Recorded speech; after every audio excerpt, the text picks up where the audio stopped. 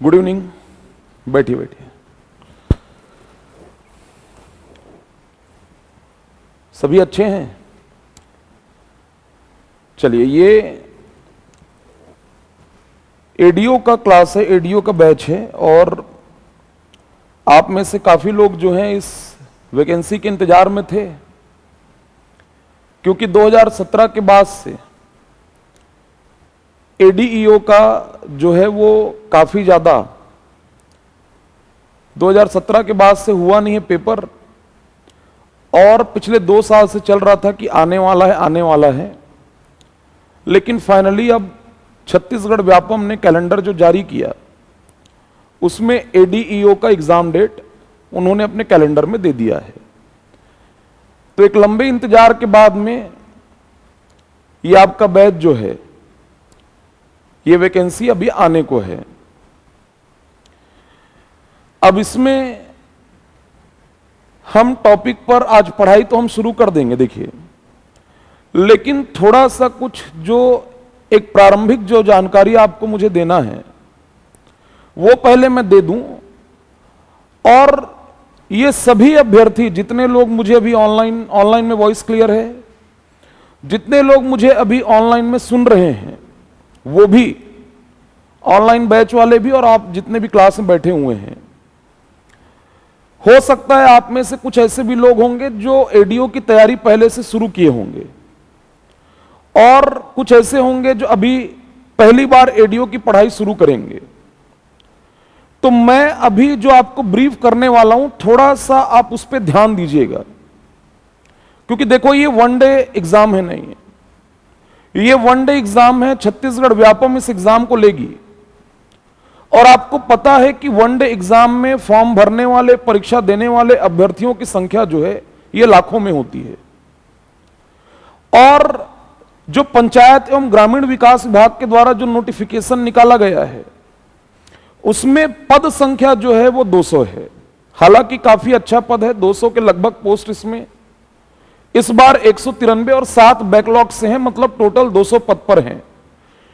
तो ये अभी जिन चीजों को मैं थोड़ा सा आपको ब्रीफ करूंगा उस पर थोड़ा सा आप ध्यान दीजिएगा ना, क्योंकि तैयारी हर कोई कर लेता है, लेकिन उन 200 में आपको जगह बनाना है, आपको मेरिट में आना है, अच्छे नंबरों से पास होना है और अपना सिलेक्शन पक्का करना है, क्योंकि लाइफ टाइम अपॉर्चुनिटी है, ध्यान रखोगे।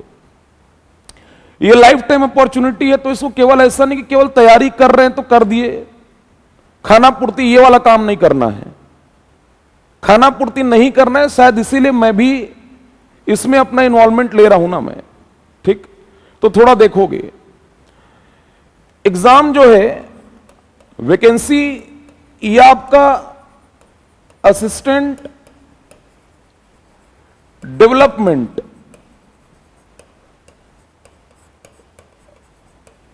एक्सटेंशन ऑफिसर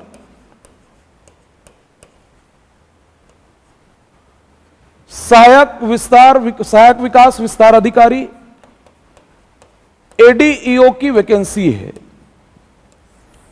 ठीक, जिसको व्यापम लेगी, छत्तीसगढ़ व्यापम लेगी।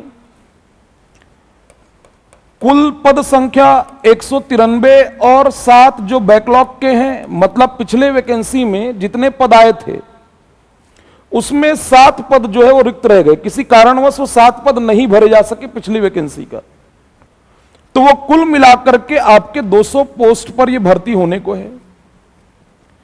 इसमें अभी व्यापम ने जो कैलेंडर जारी किया है उसमें यह बता दिया है कि 15 जून 2025 को यह एग्जाम होना है, प्रस्तावित जो प्रपोज्ड है।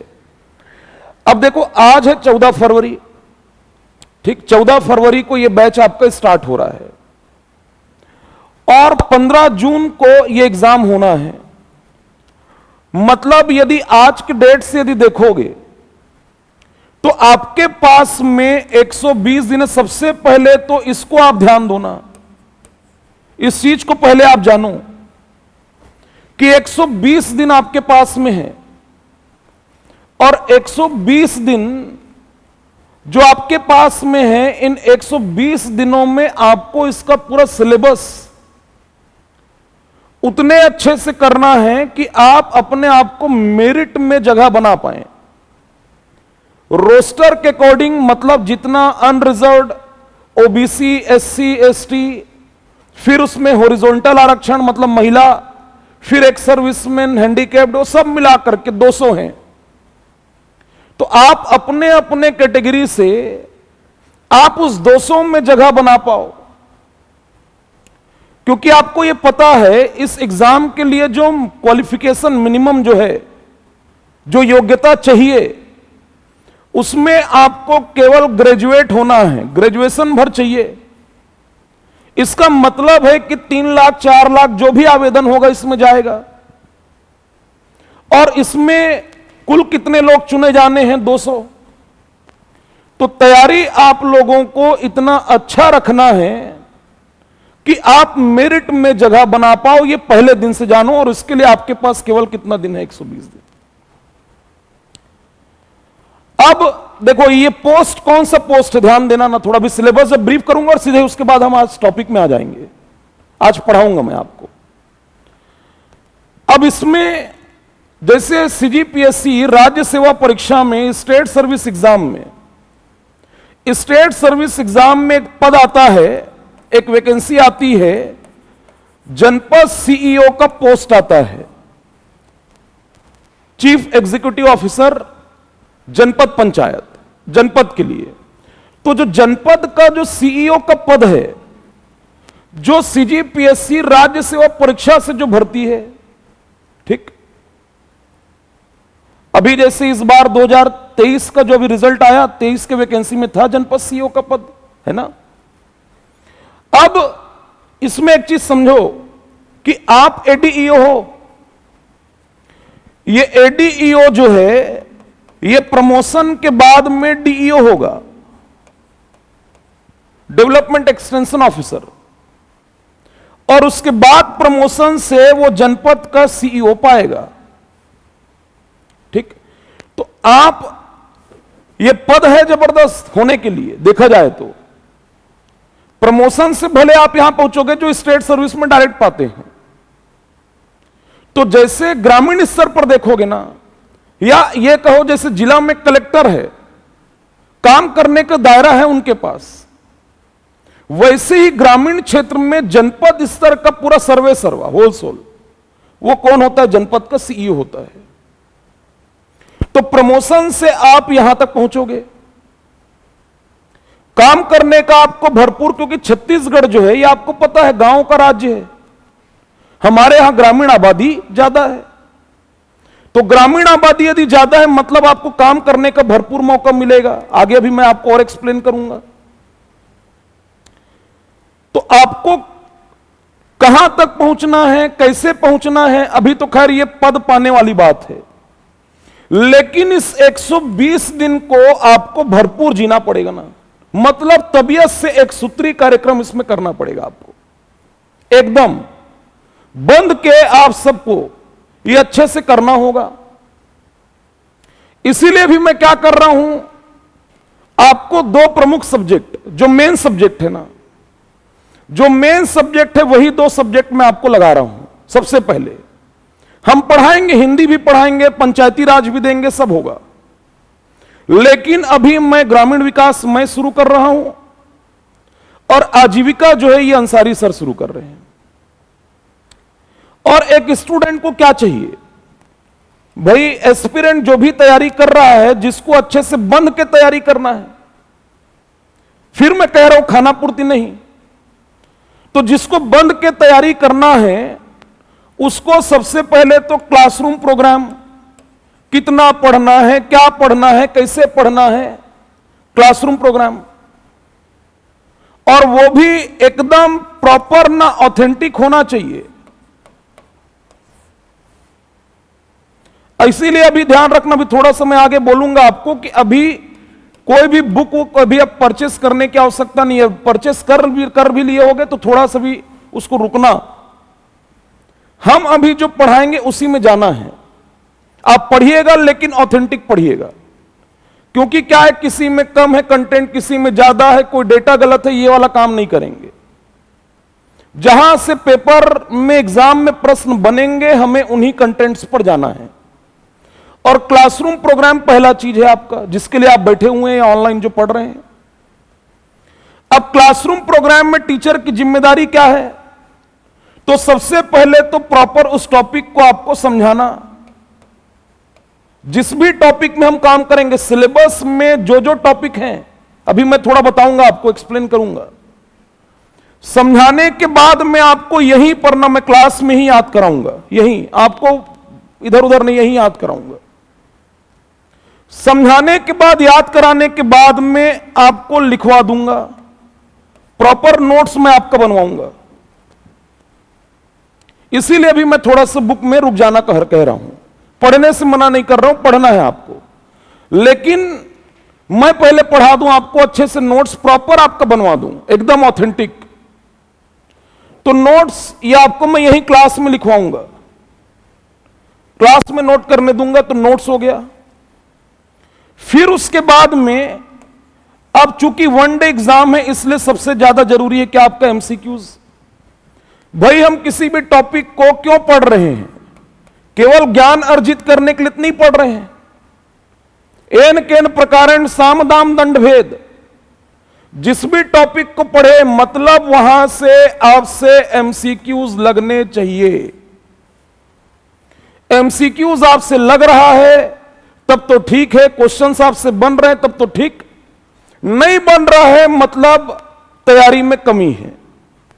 तो मैं आपको क्लास में, मतलब मैं अंसारी सर, जो भी आपको क्लास में हम डील करेंगे, एमसीक्यूज हम हर टॉपिक का आपको कराते हुए चलेंगे। एमसीक्यूज हो गया। फिर उसके बाद में आपको यदि टेस्ट सीरीज देना होगा तो आप टेस्ट सीरीज भी दो, उसकी व्यवस्था भी हो गई है। ठीक, तो आपको एक बतौर एक एस्पिरेंट यदि देखा जाए, जितनी चीजों की आवश्यकता आपको है, वो सारी चीजें जो हैं वो आपको उपलब्ध करा दी जा रही हैं। आपको केवल और केवल उस कंटेंट पे काम करना है, पढ़ना भर है। ठीक, तो ये सारी चीजें आपको उपलब्ध कराई जाएंगी। उसके साथ में थोड़ा सा जब समय मिल जाएगा तो थोड़ा रिवीजन भी हम करा देंगे, कोई दिक्कत नहीं है। लेकिन समझाना, याद कराना, प्रॉपर नोट्स बनवाना, एमसीक्यूज, टेस्ट सीरीज, ये सभी व्यवस्थाएं ये आपकी हो जाएंगी। ठीक, अब एक चीज ध्यान रखना कि जब भी किसी भी चीज की तैयारी शुरू करो तो सिलेबस को केवल ऊपर ऊपर से मत देखो। हालांकि प्रक्रिया वहीं से शुरू होती है, लेकिन सिलेबस की जानकारी यह आपको अच्छे से होनी चाहिए। किस सेक्शन से कितना क्वेश्चन आएगा और उसमें से आप कितना परफॉर्म करोगे, आप कितना बना पाओगे, आपकी तैयारी कैसे होनी चाहिए, आपका चेकलिस्ट टॉपिक का यह प्रॉपर होना चाहिए। मैं फिर कह रहा हूं, कंपटीशन है ना, इसमें आपको निरंतर भागना होगा, अच्छे से भागना होगा। तो सबसे पहले सिलेबस को थोड़ा सा जान लो, फिर हम टॉपिक में आएंगे, फिर मैं अपना पोर्शन शुरू करूंगा। ठीक, देखोगे एडीईओ का जो सिलेबस है, एडीईओ का जो सिलेबस है, यह सिलेबस में जो पिछला वैकेंसी, जो पिछली भर्ती इसके एडीईओ की जो हुई थी,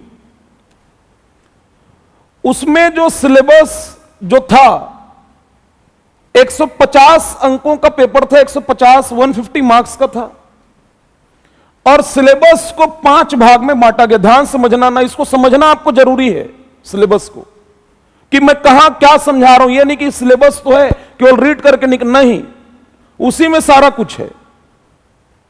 सिलेबस को ही थोड़ा सा ध्यान देना है। तो सिलेबस का जो सबसे पहला पार्ट, फर्स्ट एडीओ के जो पाठ्यक्रम का सिलेबस का जो पहला पार्ट है, वो है आपका जनरल नॉलेज, सामान्य ज्ञान। पहला पोर्शन लिखा है जीके, और जीके में, सामान्य ज्ञान में जीके में जो आपका सिलेबस डिफाइंड है, जो दिया हुआ सिलेबस है, जिस पर पिछला एग्जाम हुआ है। और यह भी बता दूं मैं कि चांसेस नहीं है कि नया सिलेबस भी, जैसे चर्चा में चल रहा है तो अभी जो पुराना जो सिलेबस था और जो नया सिलेबस आएगा उसमें कुछ हट जाएगा? नहीं। क्यों नहीं, उसको भी समझिएगा ना। इसमें अभी उसी चीज को समझा रहा हूं मैं। मतलब ये सिलेबस आपका रहेगा ही, ये इस वैकेंसी के लिए एकदम जरूरी चीज है। ये जो 5 पोर्शन की मैं बात करूंगा उसमें शुरुआत में ही आपको समझ आ जाएगा। जो जीके से अभी जो डिस्कशन मैं शुरू कर रहा हूं, जीके में आपका करंट अफेयर्स है, नेशनल इंटरनेशनल करंट अफेयर्स, यह आपका जीके में है। फिर उसके बाद में भारत का संविधान और राजव्यवस्था, इंडियन कॉन्स्टिट्यूशन, मतलब आपका पॉलिटी, यह दूसरा यूनिट है। फिर उसके बाद में छत्तीसगढ़ का जीके है, छत्तीसगढ़ का जीके।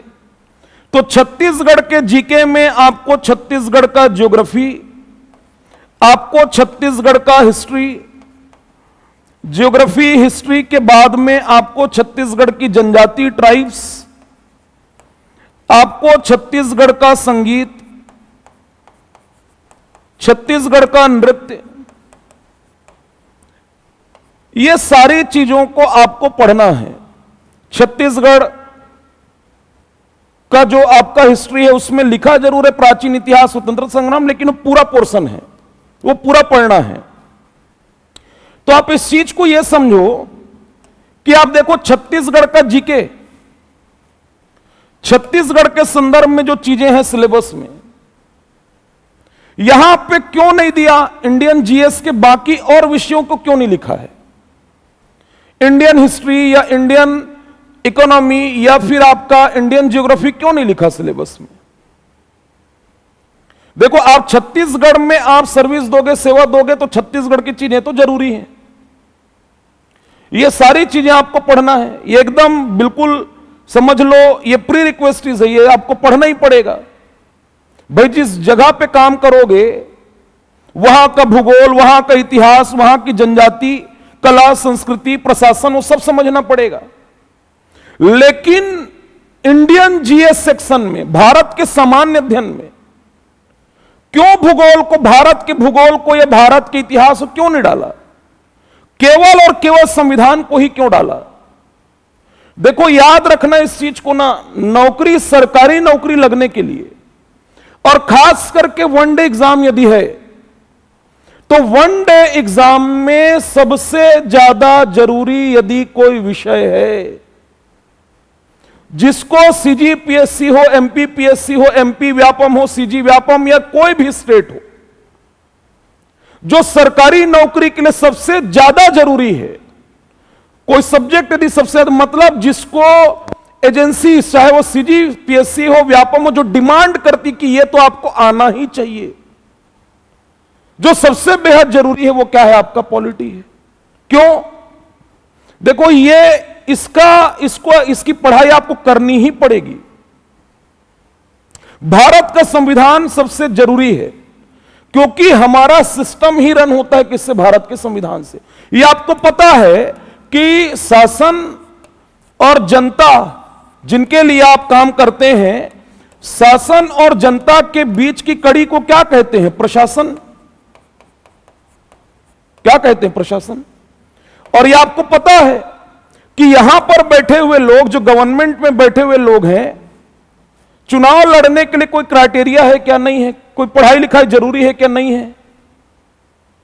लोग अंगूठा छाप लोग भी जो हैं वो बन जा रहे हैं, विधायक बन जा रहे हैं, जनप्रतिनिधि में चुने जा रहे हैं, तो ये तो पढ़े लिखे नहीं हैं। लेकिन शासन और जनता, ये जो पूरे राज्य की व्यवस्था है, इसमें बैलेंस बनाने का काम ये कौन करता है? प्रशासन करती है। और इसी का अंग आप बनेंगे। आप एडीओ हो, जनपद का सीईओ हो, आबकारी अधिकारी हो, वित्त विभाग का कोई अधिकारी हो, किसी भी विभाग का कोई अधिकारी हो, कलेक्टर हो, चाहे प्रशासन में बैठा हुआ कोई बाबू ही क्यों ना हो, वो यहां पर जो बैठा है व्यक्तिगत अपने जीवन में, अपने व्यक्तिगत जीवन में, वो किसी जाति या धर्म का तो है, लेकिन जब वो ऑफिस में है, अपना काम कर रहा है बतौर शासकीय सेवक, लोक सेवक, वो किसी भी जाति और धर्म का नहीं है। जैसे मान लीजिए आप एडीओ भी बन जाएंगे, तो एडीओ बनने के बाद में वृद्ध पेंशन योजना आपके हाथ में, प्रकरण आप ही बनाएंगे, आप ही अप्रूव करेंगे। तो किसी गांव से कोई वृद्ध महिला आपके पास आई और उसने कहा कि मेरा पेंशन बनाना है, तो क्या आप उसके जाति और धर्म को पूछ करके आप उसका पेंशन बनाओगे या नहीं बनाओगे?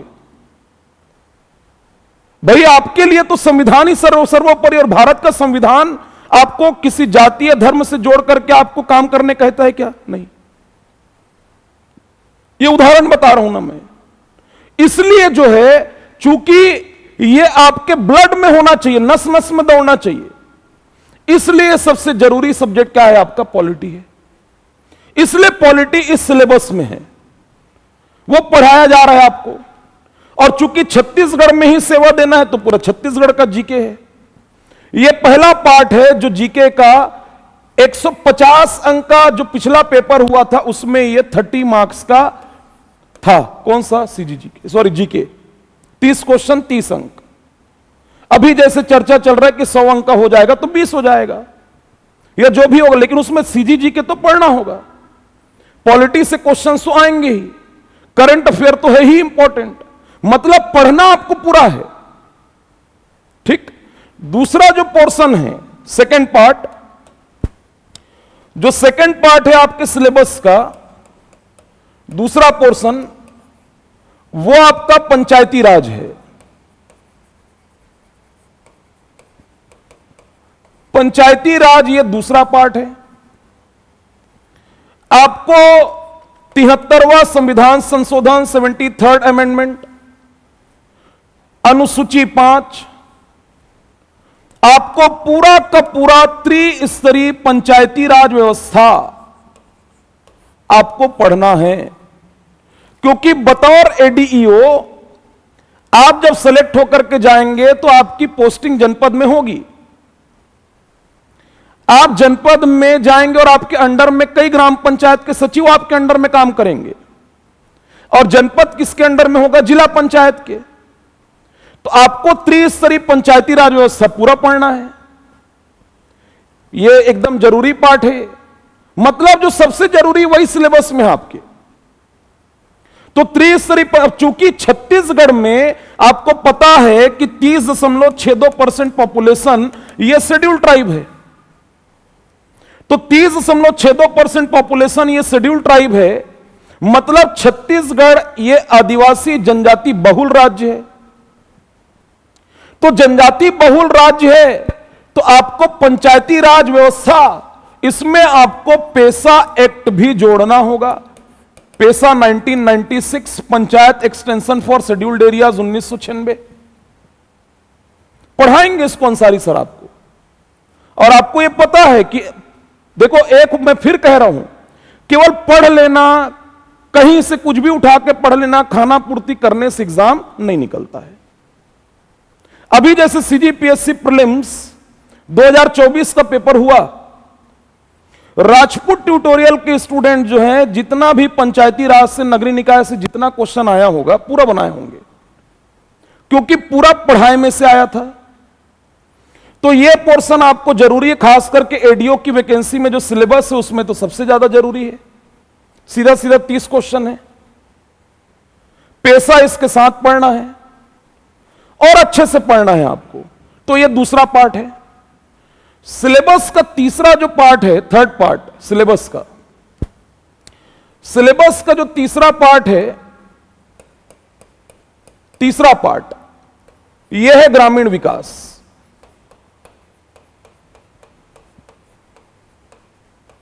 क्या है? ग्रामीण विकास। फोर्थ पार्ट जो है यह आजीविका है, आजीविका। और जो पांचवा पार्ट है यह आपका सामान्य हिंदी है। ठीक, इक्वली डिस्ट्रीब्यूटेड है ना, ये 30 30 30 करके 5 पार्ट में, तो 30 पंचे 150। ग्रामीण विकास, भाई आप बतौर एडीईओ, अब आपके अंडर में मान लो 7-8 जितने भी ग्राम पंचायत हैं, जनपद के अंदर में ग्राम पंचायत है, आपके अंदर में जो है, आपके अंडर में पंचायत सचिव है। ग्रामीण विकास ही तो मेन है, एडीओ का पद जो है वो उसी से जुड़ा हुआ है। तो ग्रामीण विकास को लेकर के जितना काम है वो सब आपको करना है। तो ग्रामीण विकास, ये पढ़ाई आपको करनी होगी। ग्रामीण अधोसंरचना को मजबूत करना, गांव का विकास से जुड़े हुए जितने पहलू अभी हम चर्चा करेंगे सिलेबस पर, वो आपको पूरा पढ़ना है। आजीविका, लाइवलीहुड, ये भी आपके सिलेबस में है, ये भी आपको पढ़ना है। गांव विकास से ही जुड़ा हुआ है, ग्रामीण विकास से। और देखो, हिंदी ये मस्ट है, इसलिए मस्ट है क्योंकि आपको फाइलिंग करनी है, आपको ड्राफ्टिंग करनी है, लेटर प्रकरण बनाना है। तो उन सारी चीजों के लिए आपको हिंदी तो जरूरी है, आना ही चाहिए, अच्छे से आना चाहिए। पता लग रहा है अपने जनपद के सीईओ को लेटर लिख रहे हो या प्रकरण बना रहे हो, उसमें मिस्टेक्स हैं, गलतियां हैं, लगातार गलतियां करते जा रहे हो, वाक्य में शुद्धि नहीं है, तो ये अच्छा नहीं है। ये सब आपको सीख करके उस पद में जाना है, इसलिए वो हिंदी पढ़ने कह रहे हैं। तो ये 5 पार्ट है। नया सिलेबस भी यदि आएगा तो आप ये मानो इसमें से 5 में से कुछ जाना नहीं है, ये सब रहना है। वेटेज थोड़ा बहुत कम ज्यादा भले हो सकता है। ये वाला पार्ट जो है, देखो ध्यान देना, इस बैच में आपको यहां से देखो जीके का हम क्विक रिवीजन कराएंगे। एमसीक्यू पैटर्न में आपको सीजीजीके में कराऊंगा ना, ये अभी पूरा पढ़ा पाना, इस बैच में पढ़ा पाना संभव नहीं है। आप समझ रहे हैं? क्योंकि अपने आप में एक अलग मॉड्यूल है और केवल खाना पूर्ति लिपापोती ये काम मैं नहीं करता हूं। क्योंकि मान लो उदाहरण के तौर पे मैं छत्तीसगढ़ का हिस्ट्री आपको पढ़ाया, तो हिस्ट्री पढ़ने के लिए तकरीबन हमको 60 घंटा चाहिए, तब जाकर के वहां से क्वेश्चन लगेगा। तो मैं या पॉलिटी जो भी इसमें सब्जेक्ट्स हैं उसका हम एमसीक्यू पैटर्न में आपको क्विक रिवीजन कराएंगे। बाकी ये जो 4 पार्ट दिख रहा है, ये 4, इसकी पढ़ाई इस बैच में पूरी होगी। ठीक, पूरी पढ़ाई होगी। यदि कोई मान लो पंचायती राज, ग्रामीण विकास, आजीविका ही पढ़ना चाह रहे, उसकी भी व्यवस्था है। अब इसमें से मैं जो पढ़ाऊंगा, देखो पंचायती राज अंसारी सर पढ़ाएंगे, ग्रामीण विकास पूरा मैं पढ़ाऊंगा, केवल वो आरटीआई भी सिलेबस बताऊंगा। आरटीआई एक्ट जो है उसको बड़ा अंसारी सर पढ़ाएंगे, आजीविका को अंसारी सर पढ़ाएंगे, ग्रामीण विकास मैं पढ़ाऊंगा, आजीविका अंसारी सर पढ़ाएंगे। लेकिन आजीविका का एक टॉपिक है जो बड़ा टॉपिक है, और वो टॉपिक है सहकारिता, कोऑपरेटिव्स। वो सहकारिता वाला पार्ट को भी मैं पढ़ाऊंगा, और सामान्य हिंदी जो है उसको राठौर सर पढ़ाएंगे। तो हम तीनों जो हैं वो ये पार्ट को पढ़ाएंगे। मैं जान करके ग्रामीण विकास में अपने आप को इन्वॉल्व किया हूं मैं, कि मैं यदि आपको पढ़ा रहा हूं मतलब आपसे क्वेश्चन लगना चाहिए।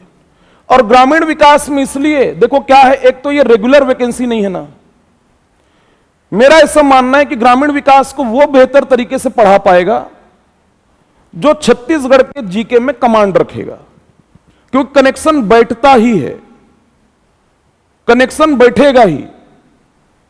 छत्तीसगढ़ का पार्ट जब तक आपका मजबूत नहीं होगा, ग्रामीण विकास में प्रॉपर कनेक्शन नहीं बैठ, केवल टॉपिक को रीड कर देने से, उसको पढ़ लेने से काम, कनेक्शन बैठता है, क्वेश्चन ट्रेस करना होता है। इसलिए जो है ग्रामीण विकास में मैं अपना इन्वॉल्वमेंट रखा हूं। और ज्यादा अभी कुछ कहना उचित नहीं होगा। यदि मान लो 30 क्वेश्चन है, कंपटीशन है नहीं, 30 क्वेश्चन है, तो अपनी तैयारी इस स्तर पर रखनी है कि हम 90% यहां से कर जाएं। कितना? 90%। और सिलेबस डिफाइंड है तो कोई समस्या भी नहीं है। तो हम जितना बेहतर हो सकेगा वो करने का प्रयास करेंगे। क्वेश्चन को टच से मस नहीं होने देना है, उस स्तर पे पढ़ना है। ठीक, अभी इसी पार्ट को मैं आपको शुरू कर रहा हूं, किसको? ग्रामीण विकास को। अब ये जो ग्रामीण विकास है, ग्रामीण विकास का जो हमारा सिलेबस है, देखोगे ना, ध्यान देना थोड़ा सा। ये 5 पॉइंट को यदि नोट करना चाहो आप तो आप कर लो, फिर मैं ग्रामीण विकास को शुरू कर देता हूं। ठीक, कर लो नोट।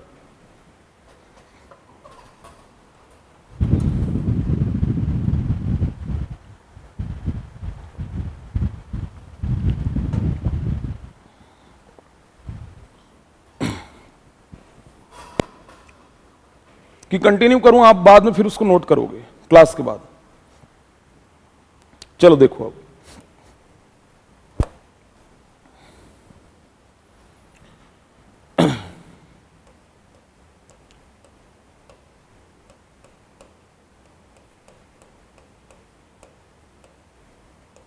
ग्रामीण विकास,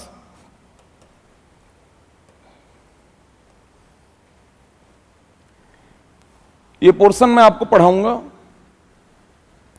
टोटल नंबर ऑफ यूनिट्स इसमें 6 हैं। 6 चैप्टर्स हमें इसमें पढ़ना है, 6 यूनिट्स हैं इसमें।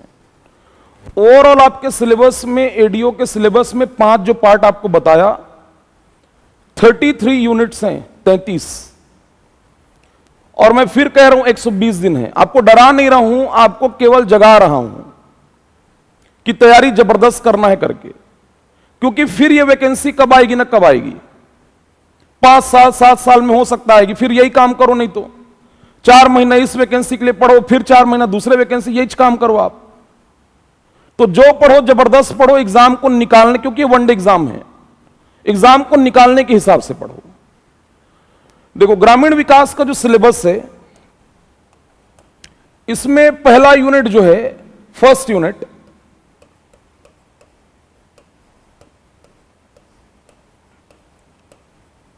ग्रामीण विकास, ध्यान से देखना ना, इसको समझना जरूरी है, तभी हम टॉपिक शुरू करेंगे। अभी ग्रामीण विकास की विभिन्न परियोजनाएं,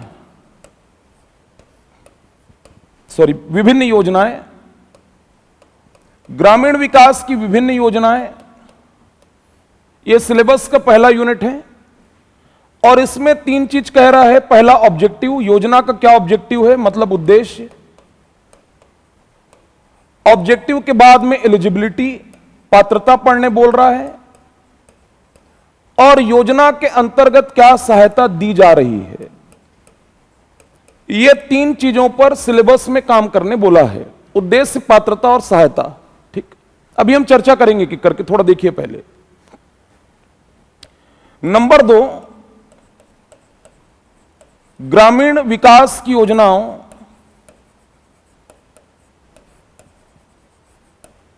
ग्रामीण विकास की योजनाओं की संक्षिप्त जानकारी।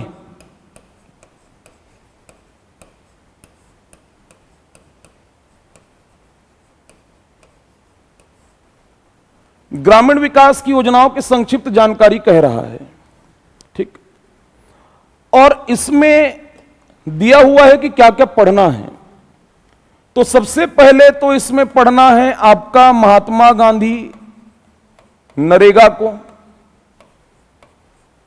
ठीक, जो राष्ट्रीय ग्रामीण रोजगार गारंटी योजना है, national rural employment guarantee act, जिसको मनरेगा कह देते हैं, नरेगा या मनरेगा, यह पूरा पढ़ना है। फिर उसके बाद में नेशनल रूरल, राष्ट्रीय आजीविका, राष्ट्रीय ग्रामीण आजीविका mission, national rural livelihood mission, NRLM, राष्ट्रीय ग्रामीण आजीविका mission, national rural livelihood mission, जिसको छत्तीसगढ़ में हम लोग बिहान के नाम से जानते हैं। किस नाम से? बिहान। ये आजीविका के अंतर्गत भी पढ़ना है, यहां पर भी पढ़ना है इसको। तो बिहान पढ़ना है, मनरेगा पढ़ना है। तीसरा आपको पढ़ना है प्रधानमंत्री आवास योजना। तो प्रधानमंत्री आवास योजना ग्रामीण ना, शहरी नहीं, ग्रामीण, इसके बारे में पढ़ना है। चौथा योजना लिखा हुआ है प्रधानमंत्री ग्राम सड़क योजना। प्रधानमंत्री ग्राम सड़क योजना, फिर उसके बाद में मुख्यमंत्री ग्राम सड़क योजना,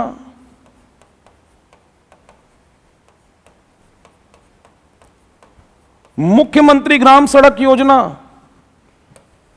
फिर उसके बाद में स्वर्ण जयंती ग्राम स्वरोजगार योजना,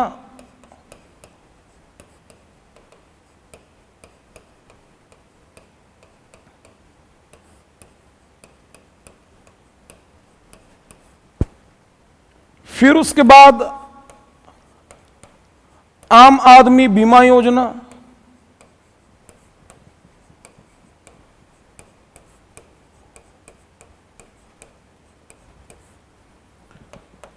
और एकीकृत जल ग्रहण प्रबंधन कार्यक्रम, इंटीग्रेटेड वाटरशेड मैनेजमेंट प्रोग्राम। ये 8 टॉपिक को सिलेबस में लिखा है। ये सेकंड यूनिट में ये 8 टॉपिक है। अभी आएंगे हम लोग एक एक करके, समझिए थोड़ा सा ना। तीसरा जो यूनिट है वो सोशल ऑडिट है, जिसे हिंदी में सामाजिक अंकेक्षण कहते हैं। एक एक को भी एक्सप्लेन करूंगा, ध्यान दो थोड़ा सा भी। सामाजिक अंकेक्षण। चौथा, ग्रामीण विकास की योजनाओं, ग्रामीण विकास की योजनाओं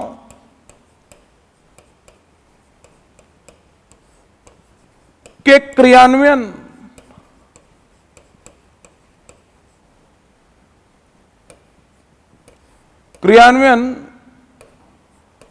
में बैंकों की भूमिका। बैंकों की भूमिका, ये चौथा यूनिट है हमारे सिलेबस का। 5th पॉइंट, सूचना का अधिकार आरटीआई एक्ट। और छठवां जो है, यहां पर ये वाटरशेड मैनेजमेंट से संबंधित योजनाओं के बारे में कह रहा है। जल ग्रहण प्रबंधन से संबंधित योजना, यहां पर जल ग्रहण प्रबंधन की बात कर रहे कार्यक्रम की, यहां पर उससे संबंधित योजनाओं की बात कर रहा है। ये टोटल नंबर ऑफ यूनिट जो है वो 6 हैं हमारे सिलेबस में ना। अब इसको थोड़ा से समझो कि आपको किस स्तर पे काम करना है वो देखो ना। आप देखो, यहां पर तो आपको लिख दिया, यहां पर आपको लिख दिया सिलेबस में कि ग्रामीण विकास की योजनाओं की संक्षिप्त जानकारी, ब्रीफ इंफॉर्मेशन। ये 8, कोई डाउट नहीं है, ये 8 में से कोई एक सिंगल ऐसा स्कीम नहीं है जो नहीं पूछा जाएगा। 8 से प्रश्न आएंगे और हो सकता है 2-2, 3-3 प्रश्न आए, किसी से 2, किसी से 1। इसमें से हो सकता है कुछ का जो है आजीविका से कनेक्ट कर दे, आजीविका को इससे, मतलब ये 8 से क्वेश्चन तो आना है। लेकिन देखो सिलेबस में पहला पॉइंट क्या लिखा है, ग्रामीण विकास की विभिन्न योजनाएं। विभिन्न योजनाओं में अब कोई भी होना, यह नहीं कि केवल और केवल छत्तीसगढ़ शासन के पंचायत और ग्रामीण विकास विभाग की योजनाओं भर को पढ़ना ही। उदाहरण देकर समझा रहा हूं, थोड़ा समझिएगा ना। और इसी पे जोर देना है कि कैसे पढ़ना है, कितना पढ़ना है, क्या पढ़ना है, आप समझिएगा। एग्जाम्पल दे रहा हूं, वहां से कनेक्ट करिएगा कि योजना को किस स्तर पर जाके पढ़ना है आपको। 2014 में जब प्रधानमंत्री बने श्री नरेंद्र मोदी फर्स्ट टाइम, ठीक, तो जब 2014 में उन्होंने, आपको ध्यान होगा ना, जब वो प्रधानमंत्री बने तो आपको ये ध्यान होगा, पहला जो उनका कार्यकाल था, पहला टेन्योर, उस फर्स्ट टेन्योर की 3 सबसे बड़े कार्यक्रम थे, 3 प्रधानमंत्री बनने के बाद श्री नरेंद्र मोदी के। एक आपको पता है स्वच्छ भारत मिशन, एक आपको पता है मेक इन इंडिया, और तीसरा जो सबसे बड़ा प्रोग्राम था वो था डिजिटल इंडिया। क्या था? Digital India. देखो कहां पे आना चाह रहा हूं वो देखिएगा ना आप, मैं समझाना क्या चाह रहा हूं। तो स्वच्छ Bharat mission, make in India और डिजिटल इंडिया, और उस समय 2014 में जब वो बने प्रधानमंत्री, तो यहां पर छत्तीसगढ़ में बीजेपी रूलिंग, यहां पर भी जो सरकार थी बीजेपी की सरकार थी, डॉक्टर रमन सिंह मुख्यमंत्री थे। तो जैसे डिजिटल इंडिया नई दिल्ली में प्रधानमंत्री के द्वारा लॉन्च किया गया, छत्तीसगढ़ में डॉक्टर रमन सिंह मुख्यमंत्री के द्वारा, तत्कालीन मुख्यमंत्री के द्वारा छत्तीसगढ़ में डिजिटल छत्तीसगढ़ लॉन्च कर दिया गया। तो डिजिटल इंडिया के तर्ज पर डिजिटल छत्तीसगढ़ छत्तीसगढ़ में लॉन्च हो गया, ठीक। और प्रधानमंत्री श्री नरेंद्र मोदी ने डिजिटल इंडिया को जब लॉन्च किया तो उन्होंने लिखा कि हम भारत के सभी 1 लाख ग्राम पंचायतों का, ध्यान दीजिएगा ना, सभी 1 लाख ग्राम पंचायतों का डिजिटलाइजेशन करेंगे। मतलब सभी ग्राम पंचायत में जो रजिस्टर में मैनुअल काम हो रहा है, अब सभी ग्राम पंचायत में हम जो है कंप्यूटर लगाएंगे, इंटरनेट का जाल बिछाएंगे और सब कुछ जो है वो ऑनलाइन होगा, ट्रेनिंग देंगे, सब करेंगे, ये सब कहा गया, ठीक। यहां पर डॉक्टर रमन सिंह ने जैसे डिजिटल छत्तीसगढ़ लॉन्च किया, उन्होंने साथ में जोड़ दिया बस्तर नेट परियोजना। कहे पूरे बस्तर में ब्रॉडबैंड का जाल बिछाएंगे, ग्राम पंचायतों को जो है पूरा डिजिटलाइज करेंगे। लेकिन ग्राम पंचायतों का डिजिटलाइजेशन, डिजिटल इंडिया प्रोग्राम को सक्सेस करने के लिए उसका जो प्री रिक्वेस्टीज है, उसका जो नीड है, पहले क्या भाई, ग्राम पंचायत में आपने कंप्यूटर लगाया, आप लगा तो दिए कंप्यूटर, वो कंप्यूटर चलेगा कैसे? जब तक बिजली नहीं होगी क्या कंप्यूटर चल पाएगा? क्या नहीं चल पाएगा। मतलब पहला जरूरी चीज था गांव का विद्युतीकरण, रूरल इलेक्ट्रिफिकेशन। तो उन्होंने जब पहला चुनाव जब लड़ा, कौन?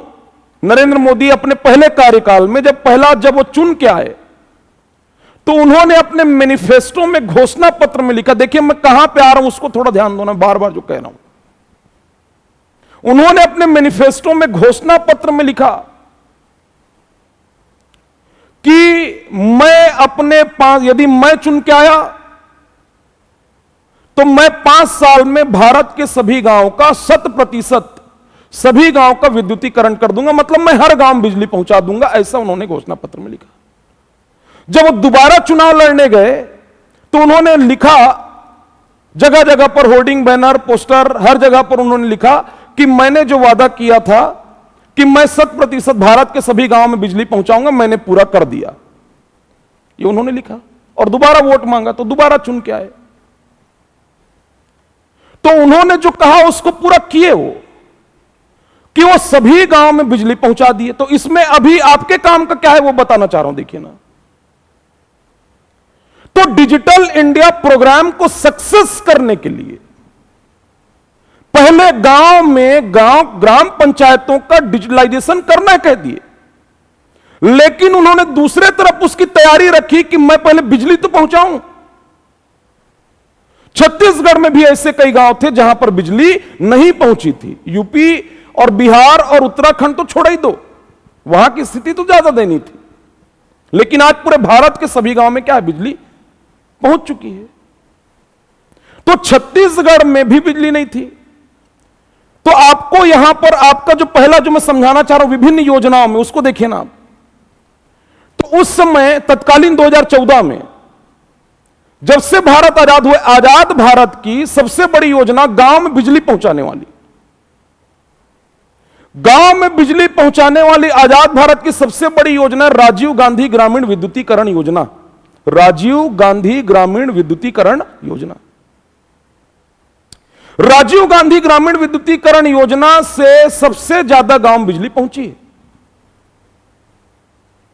लेकिन अब वो योजना जो गांव में बिजली पहुंचाने वाली योजना है, उसका नाम पंडित दीनदयाल उपाध्याय ग्राम ज्योति योजना है। ध्यान रखना, पंडित दीनदयाल उपाध्याय ग्राम ज्योति योजना। देखो ये ध्यान रखना ना, जब जब केंद्र में और राज्य में सेम पार्टी की सरकार होगी, एक दल की सरकार होगी, जैसे अभी वर्तमान में केंद्र में बीजेपी, राज्य में भी बीजेपी है, तो यह ध्यान रखना राज्य की योजनाएं तो पूछी ही जाएंगी, लेकिन केंद्र की भी योजनाएं, मतलब जो केंद्र प्रवर्तित योजनाएं हैं, वो योजनाएं केंद्र की जो राज्य में छत्तीसगढ़ में लागू हैं, वो सभी योजनाएं इंपॉर्टेंट हैं, ध्यान रखना। तो पंडित दीनदयाल उपाध्याय ग्राम ज्योति योजना, अभी उस योजना से गांव में बिजली पहुंच रहा है। इसका मतलब है कि आपको पंडित दीनदयाल उपाध्याय ग्राम ज्योति योजना भी पढ़ना है। ऐसी कई योजनाएं हैं, विभिन्न योजनाओं में ऐसी कई योजनाएं हैं। और ये अच्छा, एक और चीज ना इसमें, जहां जहां पर पंडित दीनदयाल आए, जहां पर पंडित श्यामा प्रसाद मुखर्जी आए, जहां पर अटल बिहारी वाजपेयी, ये तीन नाम जहां दिखा, जिस योजना में दिखा या जिस भी चीज में दिखा, ये तीन आपके लिए सबसे इंपॉर्टेंट होंगे, ध्यान रखना। क्योंकि बीजेपी की जो विचारधारा है, यही तीनों की विचारधारा है। हर जगह पर पंडित दीनदयाल उपाध्याय का नाम लेंगे बीजेपी वाले। क्यों? अच्छा, एक और चीज इसी में देखो, अभी सीजीपीएससी प्रीलिम्स 2024 का पेपर हुआ, पूछा ना एक योजना को, सॉरी एक क्वेश्चन पूछा सीजीपीएससी अभी प्रीलिम्स में, अभी हाल ही में, तो यह सरकार का प्रभाव दिखेगा। प्रश्न क्या था? पंडित दीनदयाल उपाध्याय बांस शिल्प केंद्र कहां है? तो उस नाम को लेकर के क्वेश्चन बना दिया सीजीपीएससी। तो कोई योजना, कोई नीति, कोई कार्यक्रम जिसमें तीन लोगों का नाम है, पंडित दीनदयाल उपाध्याय, पंडित श्यामा प्रसाद मुखर्जी और अटल बिहारी वाजपेयी, यह ध्यान रखना, यह इंपॉर्टेंट है। क्योंकि पंडित दीनदयाल उपाध्याय की जो विचारधारा है, जिन्होंने एक शब्द लाया और समाज में बगराया, जिसको बीजेपी का हर एक कार्यकर्ता जो कहते हैं ना, अंत्योदय। क्या अंत्योदय? अंत्योदय का मतलब क्या है? जो पंक्ति है, लाइन, समाज में जो लाइन है, जो पंक्ति है, उसमें जो अंतिम छोर में व्यक्ति है, लास्ट, आखिरी, उसको भी समाज की मुख्य धारा में लाना है, सामने लाना है।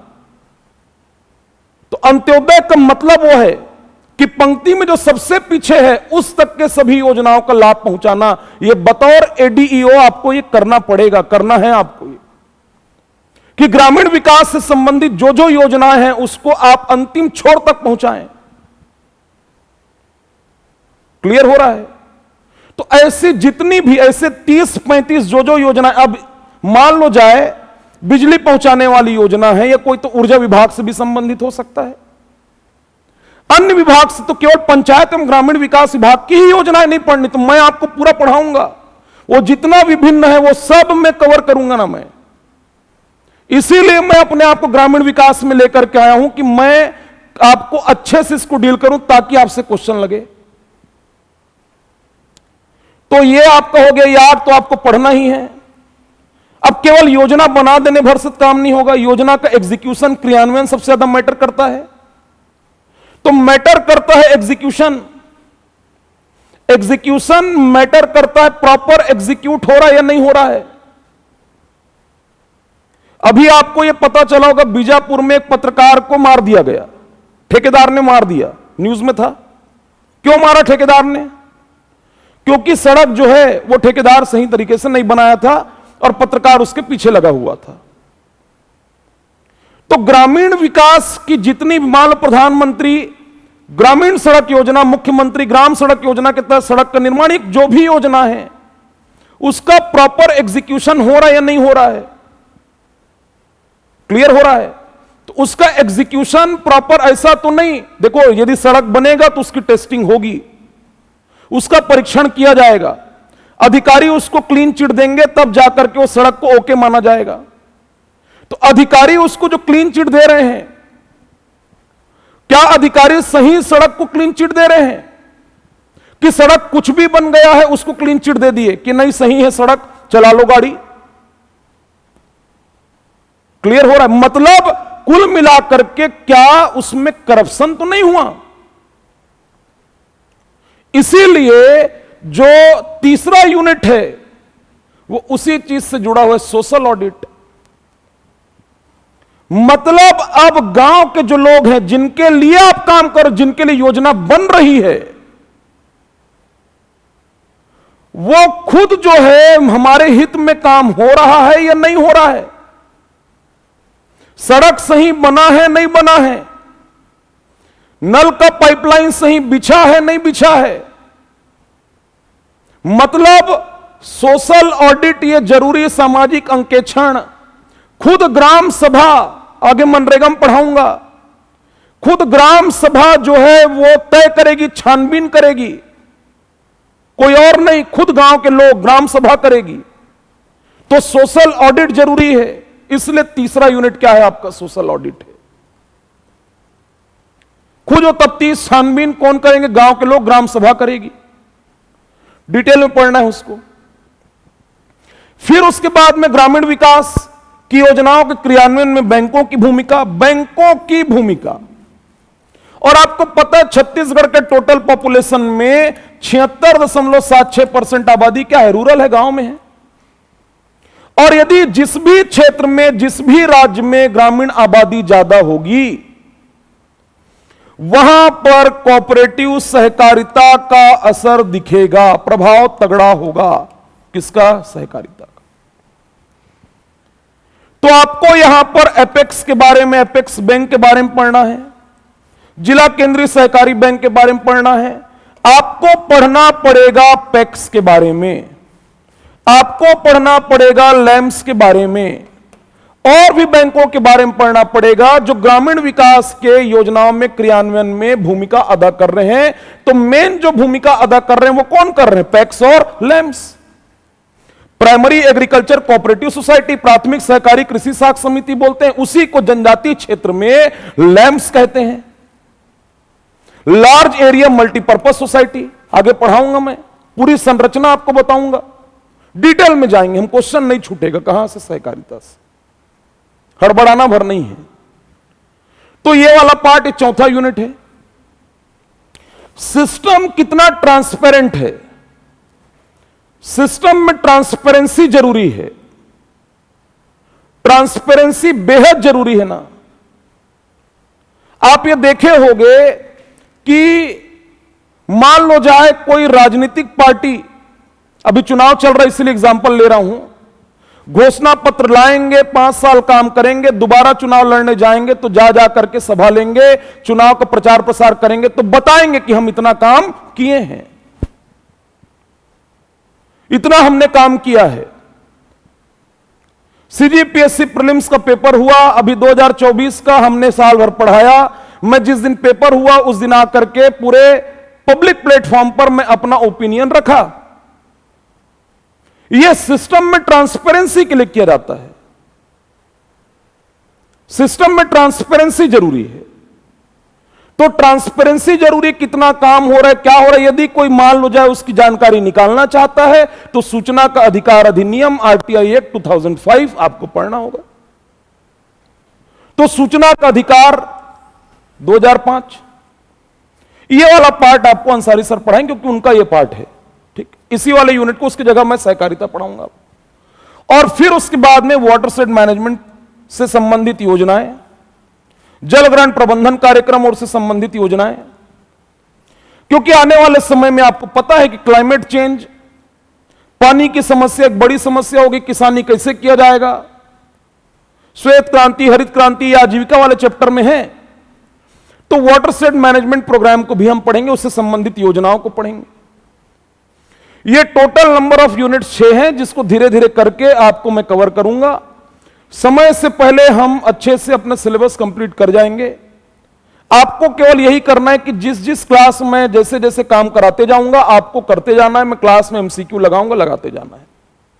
ठीक, चलिए अब टॉपिक शुरू करने के पहले ग्रामीण विकास का यह प्रश्न ही है ना, देखिएगा टॉपिक ही से हम समझ लो शुरू कर रहे हैं। पहले इसको नोट कर लो, फिर आगे बढ़ते हैं।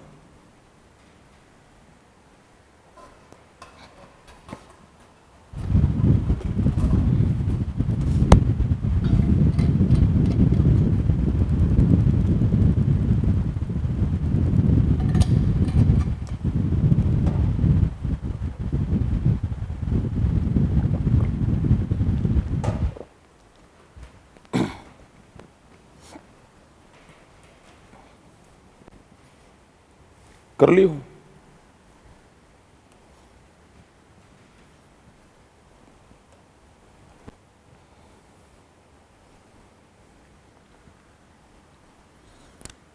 चलिए देखिएगा, देखो आपका जो पद है वो पंचायत एवं ग्रामीण विकास विभाग के अंतर्गत है। ध्यान देना थोड़ा सा ना, अब टॉपिक शुरू कर रहा हूं मैं।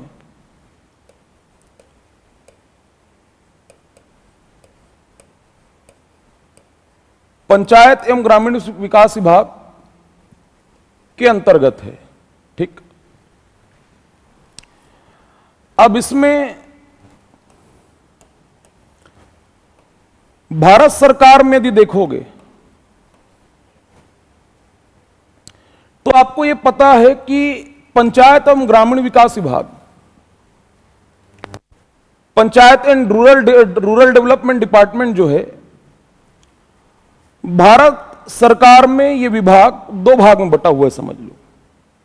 मतलब ग्रामीण विकास विभाग अलग है, कृषि एवं ग्रामीण विकास अलग है, और पंचायती राज अलग है। देखो क्वेश्चन ट्रेस करा रहा हूं, देखना ना, मैं फिर कह रहा हूं केवल टॉपिक भर से काम नहीं होगा। मिसलेनियस जो 5-7 क्वेश्चन आते हैं ना, वो रिजल्ट को डिसाइड कर देते हैं। आपको पता है कि दशमलव में पूरा कई होते हैं मेरिट में, इसलिए हमेशा याद रखना एक क्वेश्चन के लिए जान अड़ा देना है, एक के लिए। चलो बताओ, भारत सरकार में अभी ग्रामीण विकास मंत्रालय किसके पास में, मंत्री कौन है? केंद्रीय मंत्री, कैबिनेट। और पंचायती राज के मंत्री कौन है? कैबिनेट मंत्री।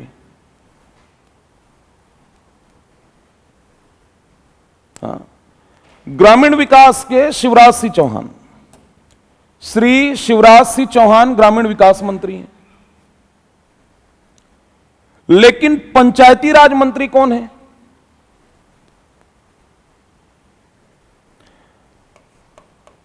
देखो, ग्रामीण विकास मंत्रालय भारत सरकार में यह शिवराज सिंह चौहान के पास में है। ठीक है, लेकिन पंचायती राज मंत्री जो हैं श्री राजीव रंजन सिंह हैं, जिनको ललन सिंह भी कहते हैं, यह याद रखना। लेकिन छत्तीसगढ़ में पंचायत एवं ग्रामीण विकास विभाग के मंत्री जो हैं छत्तीसगढ़ में, छत्तीसगढ़ के डिप्टी सीएम उप मुख्यमंत्री श्री विजय शर्मा जो हैं, वही इस विभाग के मंत्री हैं। कहां पर? छत्तीसगढ़ में। ठीक, अब देखो, ये तो मंत्रियों की बात हो गई विभाग की, यहीं से मैं भी शुरू कर रहा हूं ना, थोड़ा देखोगे हमारे यहां पर जहां पर जाकर के आप पोस्टिंग लेंगे, मतलब ट्रेनिंग वगैरह करेंगे, जहां पर आप सीखेंगे, ठाकुर प्यारेलाल सिंह, इसके बारे में जानना है। ठाकुर प्यारेलाल राज्य पंचायत एवं ग्रामीण विकास संस्थान।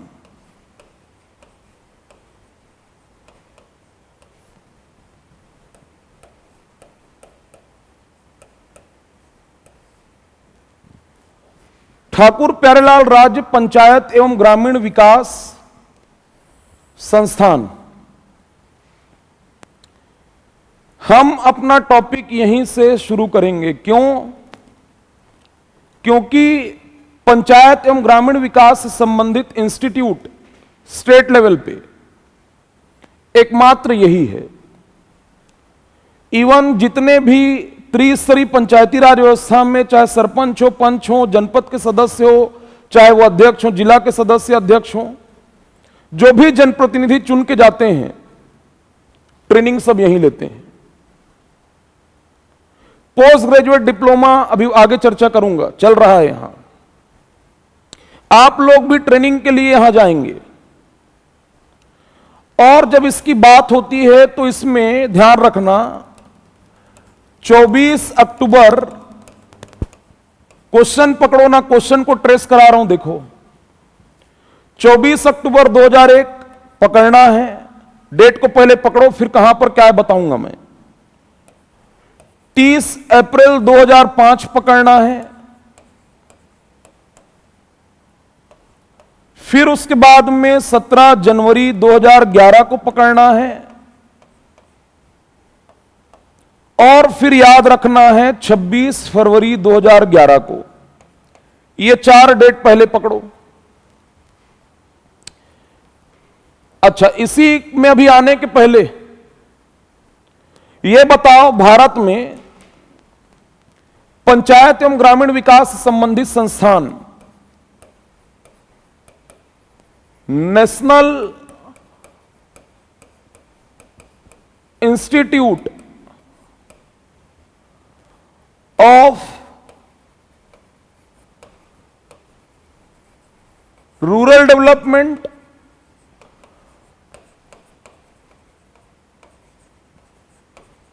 एंड पंचायती राज, ये कहां पर है बताओ?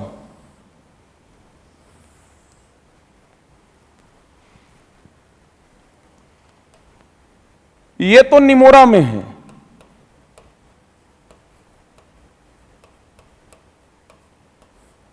रायपुर में, ठीक। ऑनलाइन वाले भी बताओ। गूगल नहीं करना है, ऑनलाइन वालों को कह रहा हूं। हैदराबाद में है। कहां पर है? हैदराबाद। हैदराबाद में है ये। अभी क्यों इसको बता रहा हूं? देखो क्वेश्चन तो है कि ये कहां पर है, तो हैदराबाद में है। लेकिन अभी एक चीज और इससे कनेक्ट करूंगा, इसलिए इस पर चर्चा करना जरूरी था। ठीक है, वापस उसमें आते हैं हम लोग। ठाकुर प्यारेलाल राज्य पंचायत एवं ग्रामीण विकास संस्थान जो निमोरा रायपुर में है। 4 डेट पहले दिमाग में फिट करो ना। 24 अक्टूबर 2001, 30 अप्रैल 2005, 17 जनवरी 2011, 26 फरवरी 2011। देखो प्रश्न एग्जाम में एकदम क्लोज बनता है।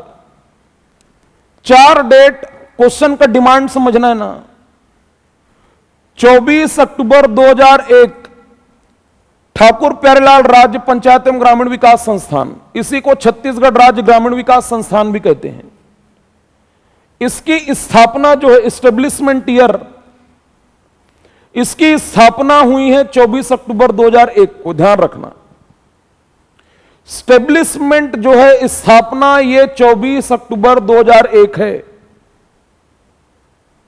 इसका लोकार्पण, उद्घाटन, इनॉग्रेशन इसका हुआ है 30 अप्रैल 2005 को। स्थापना पूछेगा 24 अक्टूबर 2001 लगाओगे। देखो प्रश्न पूछेगा आपसे व्यापम, क्वेश्चन समझो। ठाकुर प्यारेलाल राज्य पंचायत एवं ग्रामीण विकास संस्थान की स्थापना कब हुई? ऑप्शन ए 24 अक्टूबर 2000, ऑप्शन बी 24 अक्टूबर 2001, ऑप्शन सी 24 नवंबर 2000 और ऑप्शन डी 24 नवंबर 2001 ऐसा देता है। समझ में आ रहा है? आपको लगाना है 24 अक्टूबर 2001, ध्यान रखना। लोकार्पण उद्घाटन 30 अप्रैल 2005 क्यों जरूरी है याद रखना?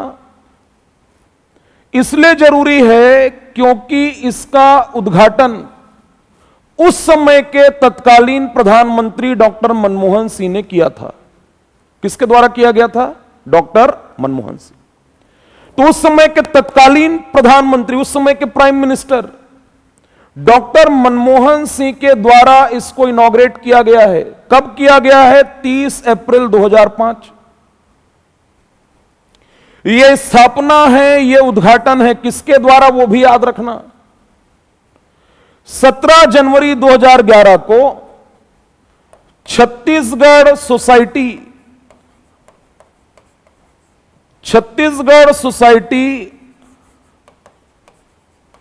रजिस्ट्रेशन एक्ट 1973 के अनुसार, छत्तीसगढ़ सोसाइटी रजिस्ट्रेशन एक्ट 1973 के अकॉर्डिंग 17 जनवरी 2011 को इसके तहत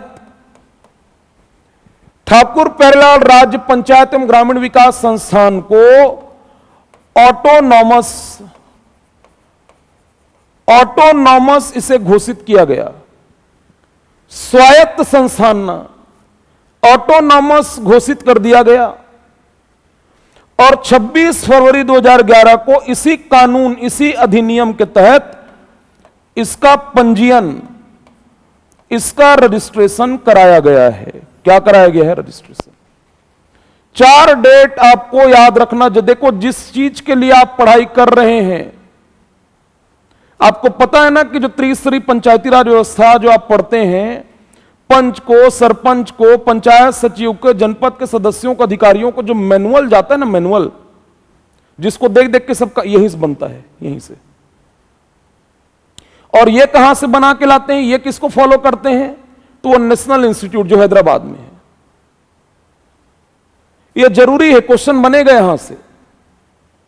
तो क्वेश्चन का डिमांड देखना, चारों डेट याद रखना है। ये ऑटोनोमस बॉडी है, याद रखना।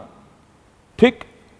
अब इसमें एक चीज ध्यान रखोगे, अब ये सबको ट्रेनिंग मिलना, तो इसके रीजनल सेंटर्स हैं, ट्रेनिंग सेंटर्स, रीजनल, क्षेत्रीय प्रशिक्षण केंद्र बनाए गए हैं। तो क्षेत्रीय प्रशिक्षण केंद्र जो है, क्वेश्चन बनेगा कहां पर है, कितने हैं? तो याद रखना, इसके जो हैं 6 सेंटर्स हैं, 6 केंद्र हैं। छत्तीसगढ़ में 5 संभाग है, 5 संभाग में 6 सेंटर्स हैं, ध्यान रखना। रीजनल सेंटर्स, क्षेत्रीय पंचायत एवं ग्रामीण विकास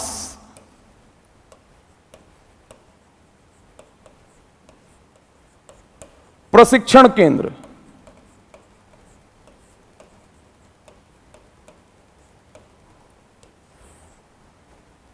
ट्रेनिंग सेंटर्स जो हैं, प्रशिक्षण केंद्र, ट्रेनिंग सेंटर्स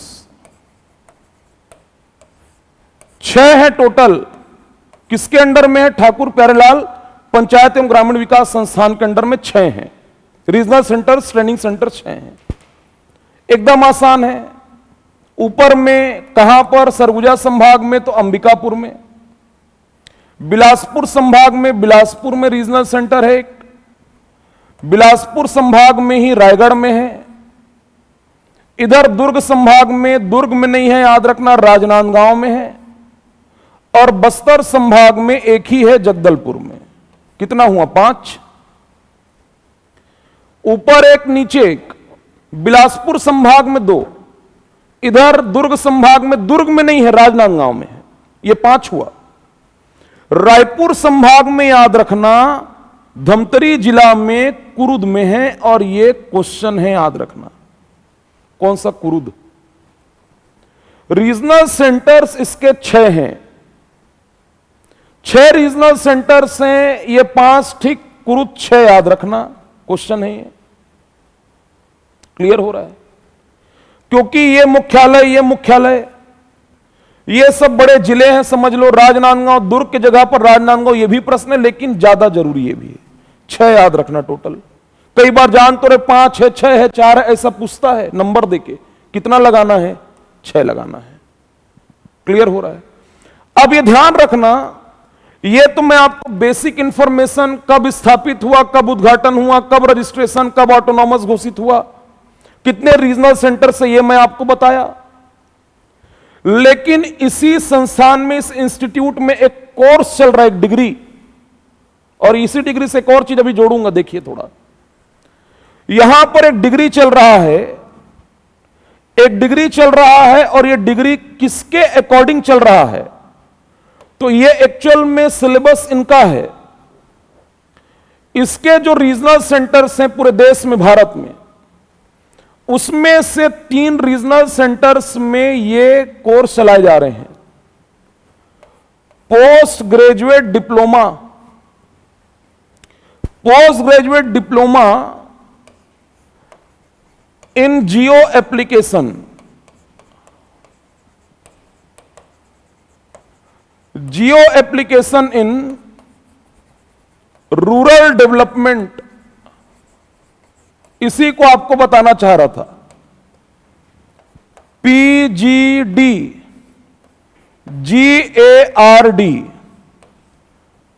यह कोर्स हैदराबाद के national institute of rural development in Panchayati Raj के द्वारा पूरे देश के 3 सेंटर्स में जो है ये कोर्स रीजनल सेंटर्स में चलाए जा रहे हैं, जिसमें से एक आपका छत्तीसगढ़ राज्य भी, और छत्तीसगढ़ का ठाकुर प्यारेलाल राज्य पंचायत एवं ग्रामीण विकास संस्थान है। यह ध्यान रखना, कोर्स का नाम, इसका फुल फॉर्म जरूरी है, PGD geo application in rural development, तो post graduate diploma in geo application in rural development एक पूरा का पूरा डिप्लोमा कोर्स का नाम है।